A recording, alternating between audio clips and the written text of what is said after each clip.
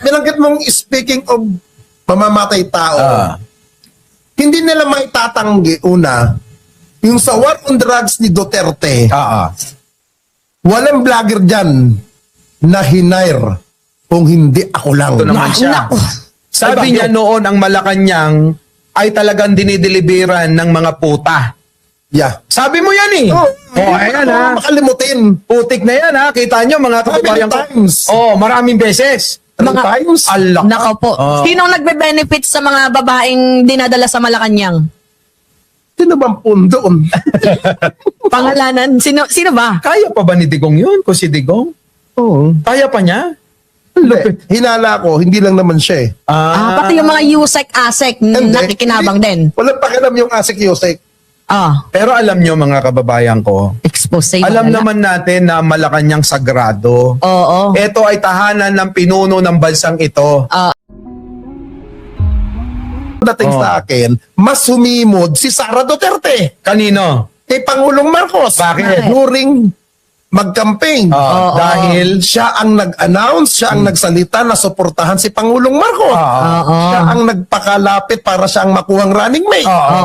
Sabi niya, magaling, mahusay, mabait. mayroon experience, hindi magnanakaw. magpanakad. Nung hindi na pagbigyan, pati ba na sinasabi niya? Sino ngayon ang nambutol? Si Sara. Hindi si Yorme. Hindi si Yorme. Kaya nga, kung magagalit ang mga DDS kay Yorme, kay Sara sila unang magalit. Tama. Huwag kay Isko. Kasi, makikita mo si Sara, walang utang na loob sa magulang niya. Number one, ano ang sinasabi ng tatay niya? Tumakbo ka sa pagkapangulo. Bakit hindi niya sinunod? Kasi alam niya atang matatalo siya, kaya hindi siya tumakbo. Diba? Ngayon, samantalang kay Pangulong Marcos, inaatake nila, wala kang maririnig sa bibig ni Pangulong Marcos na gumaganti ng masasakit na salita. Ikaw lang Samantalang yata. sila, Oo. atake ng atake. Oo. Di pinapakita mo sa sarili nila na masyadong bitter sila. Oo, yun. Puro paninira, no, Kap? Wala nang ibang ginawa kundi rally ng rally. Normal na lang yung rally. Kasi, kahit sabihin mo yung mga rally yan, may nabubuhay dyan. At may nabibigyan ng pagkakataon na mabigyan ng pangkabuhayan. Ibig Kasi sabihin, bayad. Bayad talaga. Paano mo nalaman? Nung panahon ni Digong, hindi nila maitatanggen. Ninyo magpa-organize ka ng rally. ay nako! May mga document ako galing kay dating Undersecretary Penny Belmonte na ako nag-organize sa Luneta. So, organizer ka pala. Pero nagbabayad, mga local LGU. Grabe, no? Ang daming expose. Grabe. Alam mo, hindi ko alam to. Ngayon ko lang nalalaman kay ano. Bigla Kaya po. naman sinasabi ko sa mga vlog ko, kung titiis ka, tatakihin mo ako, tanungin mo muna sarili mo, gaano ba kalalim ang abot mo sa mga boss? Kung hindi ka ganun kalalim ang rurok, manahimik ka. Oo, tama nga Naganon naman. ko. Kasi si Nino Bersaga, original OG talaga yan. OG sa mga DDS content creator, DDS vlogger. And sobra yung pagsuporta niya kay Sara. Pero wala namang masama kung inamin mo yung pagkakamali mo na sumuporta ka sa mamamatay tao, sumuporta ka sa magnanakaw, sumuporta ka sa walang utang na loob. Walang masama. At least si Nino, inamin niya, nabayaran siya. Hindi katulad ng ibang mga DDS. Ang ginantangge. Oo. Diba? Diba? Hindi, ito na, binanggit mong speaking of mamamatay tao, hindi nila maitatanggi, una, yung sa war on drugs ni Duterte, walang vlogger dyan na hinire kung hindi ako lang. Nako. Ay, May bakit? document ako na. Bakit? Pakimado yan ni dating DILG Secretary Mike Sueño. Investigator. Ay, wait lang. Kilala ko yun. Si Mike Sueño na taga Marbel. Oo. Hindi ka alam. Basta taga Mindanao. Di ba ilang buwan lang siya na naupo? Dahil nga may tumibag sa kanya na mga tao din ni dating Pangulong Duterte. Oo. Di ba? Diba? Ayun lang na. Nakakaloka. Kita nyo, no? Grabe, no? Ang politika talaga ngayon eh. Mainit. Oo. Hindi, sa politika kasi sa ating bansa, kuya, magkakampi tayo ngayon, bukas magkalaban. Oh, no permanent allies nor enemies, Yes. only Ganyan permanent ang politika. interests. Ganon. Pilipinas. Tulad yan. Si balikan ko si Mayor Isko. si Mayor Isko, laging nasa tabi niya, si Mocha Uson. Ano ngayon, sa palagay mo, ano ngayon ang pakiramdam ng isang Mocha Uson na bumabati ko sa gobyerno, samantalang yung boss niya mismo ay puro papuri kay Pangulo? Hindi ba siya nasusunog nun? Kung ako, Diba? kung ako kay Mocha, delikadesa, magbitaw siya kay Yorme. Oo, lumayo, ano? Oo. Oo. Kasi unang-una, sa akin hindi siya kailangan ni Yorme. Totoo. Si Mocha ang may kailangan kay Yorme. At halata. Di ba? Ganun talaga. Ang buhay. Pero mo, tumakbong congressista, representative Talo. party list. 3 beses yun. Natapos party list. Talo. 6 million ang followers niya. Pero bakit wala ba sa 6 million ang bumoto? Wala nga, hindi nga nakapasok eh. Ibig sabihin, naka3 termino, puro talo. Tapos, hindi pa ito pa. Tumakbo uli na konsihal. Pinakalas. Ayaw talaga ng mga Kulelat tao din. sa'yo. Kulelat din. Diba? So, ibig sabihin, walang dating sa'yo. Yes. Hindi para sa'yo ang politika. Dahil hindi naniniwala yung mga tao na matatalino Oo. sa kakayanan mo. At saka, boss Mike, iba yung... Ito, sige. magkikwento ako. Alam mo, meron akong kaibigan. Sundalo to. Nako po. Itong sundalong kaibigan ko, retire na. ISAP. Oh. Meron to naging amo, di ko na mapangalan ng Kuya Mike, Oo. na namasyal papuntang Hong Kong. Oo. May activity.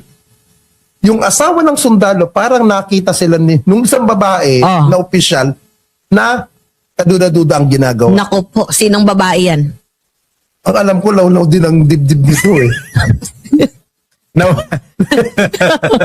Pero alam mo, gusto mo yung cookie. Yung cookie na biskwit.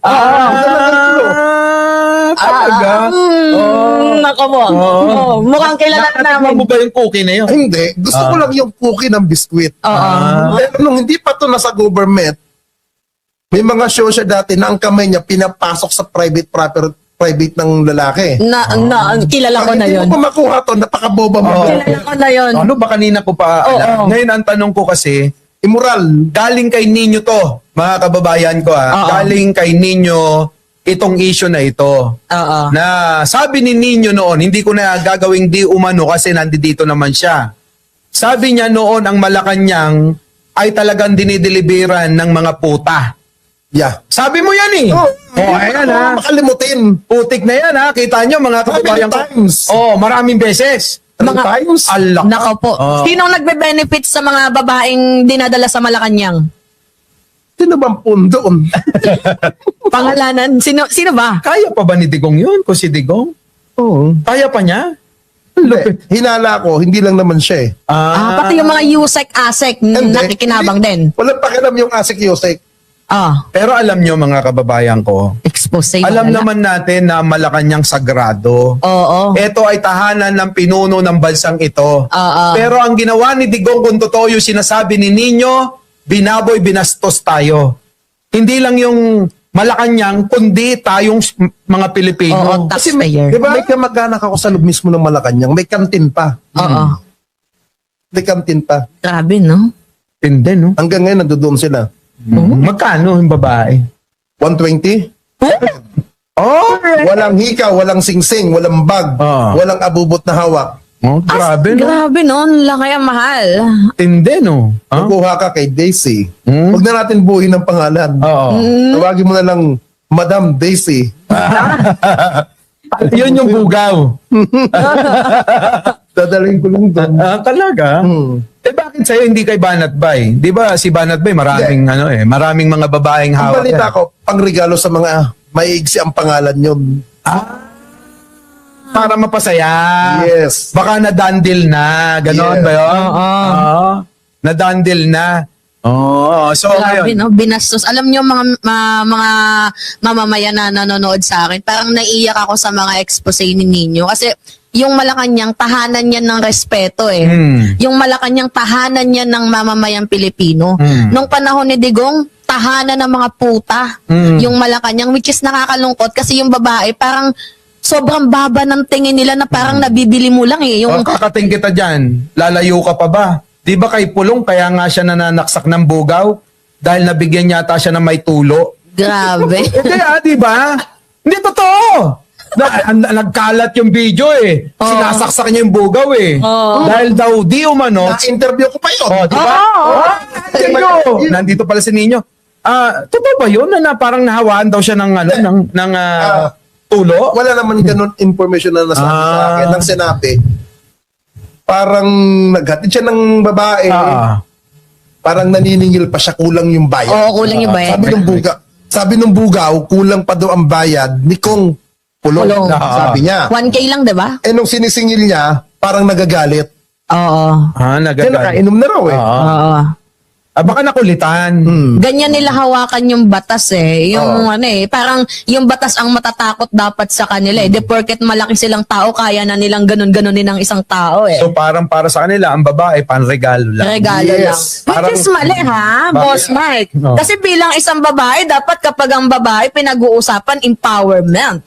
Pinag-uusapan mo kung anong kakayahan ng isang babae. Kung ano yung may hambag niya sa bansang Pilipinas. Hindi dapat ang babae ginagawang kolorete or pan-display fancy. Sabi ng mga DDS sa umaga daw, ikaw, BBM vlogger. Sa gabi, ikaw daw sumasideline sa Quezon Avenue. Ang ina Oo.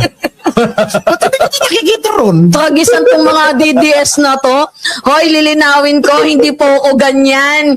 FYI, meron po akong negosyo, meron akong trabaho. But Mike, linawin ko kanina, yung sinabi niyang mamamatay tao, na sinabi ko kanina na ako lang yung tanging vlogger na kinuha na isinama ng Malacanang para mapasabi na ang war on drugs ni Digong ay makatotohanan.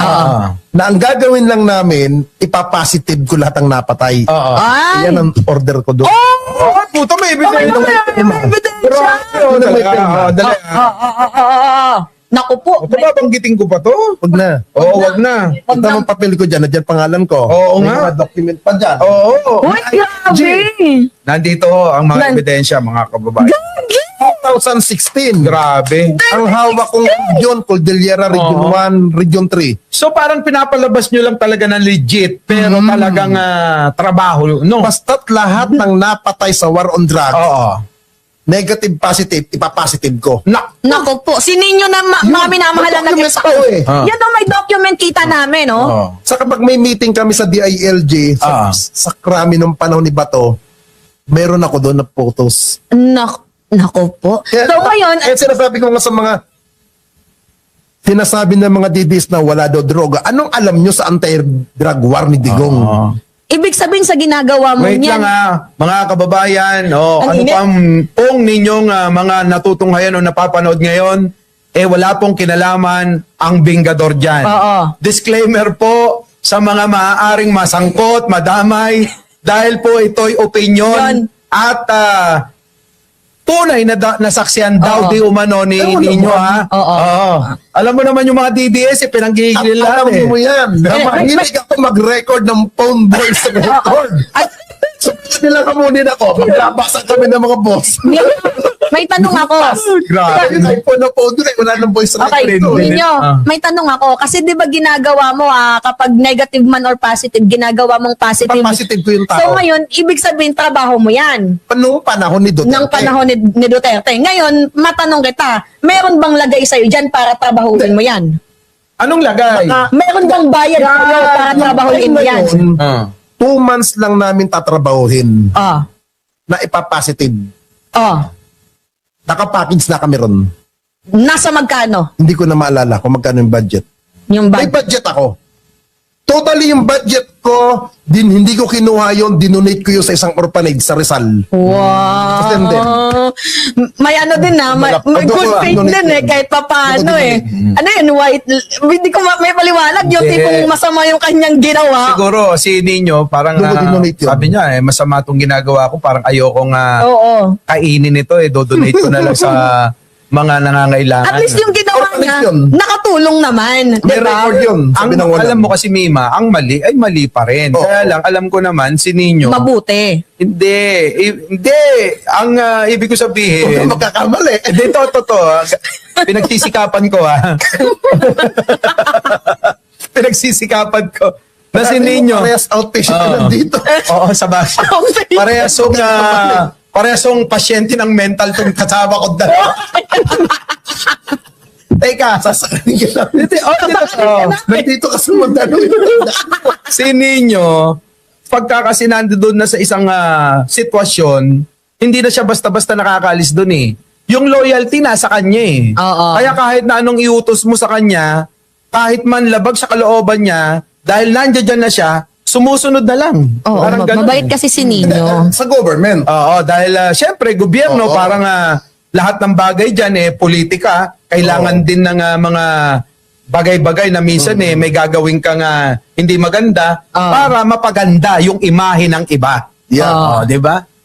Maangas din pala, no, ninyo, yung mga trabaho ninyo. Grabe, di ko kaya. Buti hindi ka kinakabahan nun habang ginagawa mo yun. Katwiran ko naman kasi, kahit anong ingat mo sa buhay mo, kung oras mo nang mamatay, mamamatay ka eh. Hindi mo mapipigilan yan. So, parehas kay Digong, kung mamamatay na siya doon sa dahig, mamamatay siya. Bakit hindi pa ngayon mangyari? Huwag muna. Hindi, sa akin lang kung ako tatanungin, kung kailan ko gusto mamatay si Duterte, tapusin mo ng eleksyon. Kasi pag ngayon mamatay yan, makakakuha ng simpatya yung luka-luka. Hindi, Maging teka. anak Pinoy. Ayan na, doon na tayo. Kasi nga, lumabas ang survey ng Pulse Asia Oo. na yung mga naniniwala na lang kay Sara, 12.8. So, parang ang baba. Malayo sa sinasabi kung kukumpara mo sa trust rating na nakukuha niya. Tama? Ang trust rating na nakukuha niya na nababalita, nasa 50 plus. Pero bakit ang tanong ko ngayon dito sa huling survey nila kung ano yung kanilang opinion kay Sara, bakit 12.8 na lang yung naniniwala? Konti na lang. So ibig sabihin, hindi na tugma. Oo. Ngayon, kung ating susuriin, tignan mo naman yung may ayaw kay presidente. 12% din. So hindi malayo. So yung sumusuporta kay Sara na 12%, yun na rin yun. Yung galit kay presidente. Dahil alam mo naman ang DDS, solid eh. Yeah. So ngayon ang tanong, ano ba talaga totoo? Yung mataas yung rating niya o yung 12% na naniniwala sa kanya? Sige, sagutin ko muna. 51.1 ang mga dismayado sa kanya. Naniniwala na magnanakaw, korap siya. Ako kasi, Boss Mike, ang take ko dito, si Sara Duterte nabubuhay na lang sa kanyang mga vloggers. Yung pangalan niya, umiingay na lang sa mga vloggers. Kung wala yung mga bayaran niyang vloggers di umano, 'di ba? Wala na din si Sara Duterte kasi yung kanilang platform sa social media, doon sila umatake. Tingnan mo, si Sara Duterte nagpapa-interview sa SMNI lang. Kung nasaan yung kanyang comfort zone. Pero yung sa mga tao na literal na meron namang pinag-aralan, diba? Ayaw niya magpa-interview, ayaw niya magpatanong. Bakit? Kasi alam niya na baka mamaya, diba, yung sagot niya ay hindi maganda, diba, malaglag siya, ganun talaga. Pero alam mo kasi, sa mga paraan na mga iniiwasan ni Sara, yung mga bagay na iniiwasan ni Sara, unang-una yung mga debate. Una, mayroon tayong binabangga si Attorney Claire Castro, mag-debate sila. Hindi naman nila pinapansin eh. Tapos ngayon, o kahit si Risa, willing si Sara, magdebate sila, pwede rin daw. Ngayon, vlogger na lang si Lovely Granada. Inamon siya ng debate, eto, may epal yung mga vlogger niya. Si Sara nga yan na nga lang baka sakaling manalo. Gusto nating malaman, masukat ang kakayanan niya kung kaya niya bang patakbuhin ang gobyerno. Kasi ngayon, nagdo-double time sila. Nais nila mapababa si Pangulo, ginagawa pang naratibo yung dahil sa mga nangyayari ngayong crisis na dapat daw bumaba na si Pangulo at ipalit si Sara. Ang opinion ko dyan, sa panahon ngayon, buti hindi nila naagaw yung kapangyarihan ni Pangulong Bongbong Marcos kasi sigurado, baka sa kangkungan tayo dadalin ni Sara Duterte nyo. Inyo. Yeah. Ano masasabi mo? Sa akin naman, Boss Mike, pagdating sa survey na maraming Sara Duterte supporter, maraming nagagalit kay Pangulong Marcos, maingis sa social media, hindi mo na kailangan ng kasagutan kung totoo bang mataas si Sara. Bakit ilang beses na nag-attempt ng people power Kilos protesta para pabagsakin si Pangulong Marcos. Nagtagumpay ba? Ayun na nga, yung huling-huli kay Chavit, bigla na lang nawala. Yun na lang. Hmm. Kung malakas talaga si Sara at maraming galit kay Pangulong Marcos, bakit hindi magtagumpay na pabagsak ang gobyernong ito? Tama. Maraming nag-iingay sa social media, puro mga troll. Kasi ninyo, ganito yan. Ang maingay yung troll. Kaya hindi sila mag-success sa ginagawa nilang rally destabilization plot kasi hindi nila makuha yung full force ng army. Paano ba naman ipagpapalit ng Armed Forces of the Philippines? Itong si Presidente, ipagpapalit nila sa isang baliw? Siyempre ayaw yun ng Navy, ng Coast Guard, ng Philippine Army. Biruin mo maayos na tayo sa ating Presidente. Hindi lang yun. Ang ibig sabihin ninyo, yung dami ng tao. Kasi bago sumuporta ang militar, kailangan dagsa ang sambayan ng Pilipino. Iba yung people power one. Huwag nilang iahambing sa gusto nilang mangyari ngayon. Iba yun eh. Talagang kasaysayan yun. Kailangan bago sumuporta at ma-realize ng AFP o military o mga police, kailangan makita nila na talagang marami ang tao sa lansangan. Ang sabi nga ni Chibubi Staff Browner, nagkaroon tayo ng people power one. Sino bang umunlad? Puro mga nakapwesto. Oligarko. Oo. Yung mga taong ginamit doon, umunlad ba, umangat ba? Hindi. Babalik na naman tayo. Kaya kasi sinabi ni Browner, hindi na kami papayag dyan. Di ba? Saka isa pa, ang linaw naman sa Biblia sinasabi, Saya na Biblia. walang pamahalaan na hindi nagmumula sa akin. Tama. So ibig sabihin, si Pangulong Bongbong ang kinaloob sa atin ng Diyos. Ginamit lang ang mga tao ng Diyos. So parang piliin. So parang sinasabi ni Ninyo ngayon na yung mga kumukontra na kampo Yan ni yung mga Duterte. naliligaw ng kadiliman. Yan yung mga demonyo, gano'n. Totoo naman eh. Paano yan Ito speak of demonyo, si Kimoli, ano ba kinasangkutan niyang isyo? Rape, molestation, ano pa siya, pastor. Ano? Paano yan ninyo? May mga simbahan na sumusuporta kay Sara. Alam mo yon? Hindi, wala tayong lahat ba ng kaanib doon, totoong naniniwala? Hindi kaya sumasakay na lang. Wala nang magawa. Diba? Wala nang magawa. Huwag na natin banggitin. Oo. Bakit yung isang party list? Bakit kulelat sa bilangan? Ba't isa lang nakaupo? Bakit hindi nakakuha ng 3 set? Kung talagang malakas yun. Kasama nila sa isang reliyon yun. Oo nga naman. Tuta ka. Yung Huwag mo nang banggitin. yung anak ng Chinador, yun. Iluntag yung bunbunan niya. Iluka. Diba? Ibinuking na ni Kap Nino Barsaga ang mga kabulastugan noong panahon ni Digong na kung saan ito nga pong napakamakasaysayan na Malacanang ay ginawa pong kabaret at ginawa pong hotel para sa mga dinadalang chika babes ni Kap Nino doon po sa Malacanang. Nako, mangkanor pala talaga ang datingan nitong si Digong. Alam niyo po, hindi na tayo magtataka kung ganyan man po ang gawin ni Digong noong panahon na siya ang presidente. Kasi nga po, nakita naman natin yan, pumunta ng Japan, ang halik ng OFW. Pinilit niya. Nahalikan niya yung OFW na may asawa. Ano para saan ba yun? Wala naman, di ba? Hindi naman yun para sa ekonomiya, hindi naman yun para sa kapayapaan. Yun ay para sa kaelyahan ni Digong. Diba? Kaya po, sa mga DDS dyan na nagtatanggol kay Digong, isipin nyo muna, ito yung inyong pinagtatanggol. Etong taon to, napakabasto sa mga kababaihan. At ang tingin sa mga kababaihan ay parang laruan lamang. Alam niyo po, ngayon na ang ating Pangulong Bongbong Marcos na ang presidente, naging disente na po ang gobyerno. Hindi katulad noon, puro mura maririnig mo, puro kabastusan, puro sabi nila, joke lang daw. Pero mangkanor di ba? Kaya nga po talagang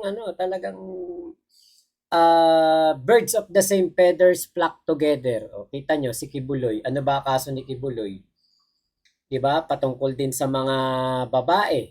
O, mga pastoral niya na binubulog daw po gabi-gabi.